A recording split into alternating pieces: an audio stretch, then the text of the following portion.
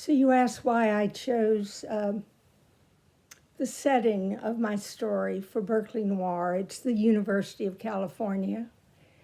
And the area is not only the university, but in particular the house where the professor lives, which is walking distance on the north side of campus. And this particular professor is conducting an experiment on a young human, a young teenage girl, that he has actually purchased in Southeast Asia for an experiment. And even though his intentions are not exactly malevolent, the essence of his experiment is malevolent.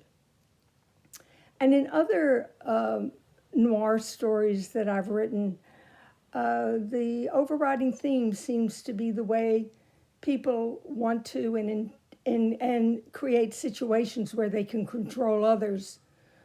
I have a book about sex trafficking and also a couple of things I've written about white supremacy.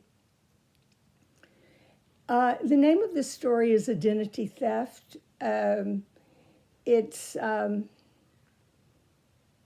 It has an epigraph by George Bernard Shaw from his play Pygmalion, which I'll read, and then I'll read a bit of the story.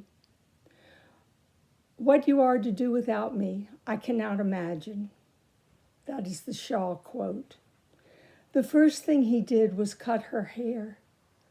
He cut as gently as possible, but when she screamed and jerked away, nearly causing him to stab her cheek, he gagged her, then tied her hands to the back of a chair and her feet to a table leg. When he finished, there was a pond of hair at his feet. He swept and vacuumed and saved a few strands in an envelope. The second thing, he burned her clothes.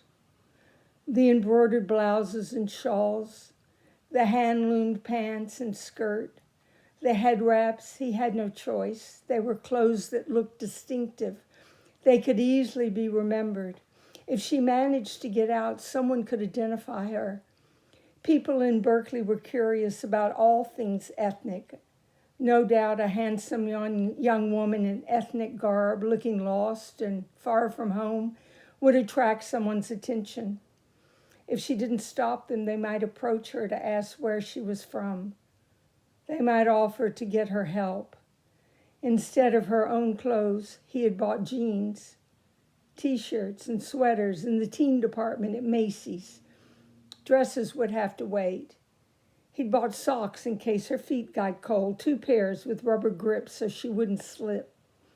A sales clerk picked out bras, panties, pajamas, and a fluffy robe. Nothing sexy, he told her. Later, when it was appropriate for her to go outside, he would get her a winter coat and a rain jacket. At the pharmacy, he purchased toiletries, sanitary napkins, rose-scented deodorant, dental floss, an electric toothbrush, etc. Next, he took away her flimsy shoes, plastic shoes that aroused feelings of disgust in him which he couldn't explain. Barefoot, she was less likely to run away. He also locked up her jewelry, the gold earrings and shell and bead necklaces and documents, including her passport. He couldn't bring himself to destroy the documents. He told himself that entirely wiping away her past existence, like the name of her hamlet and family, was inhumane. He locked up the signed contract with her mother and the sales receipt for $900, which was a way to protect himself, that is, legally. Finally, he taught her yes, no, goodbye, hunger and thirst in English and in sign language.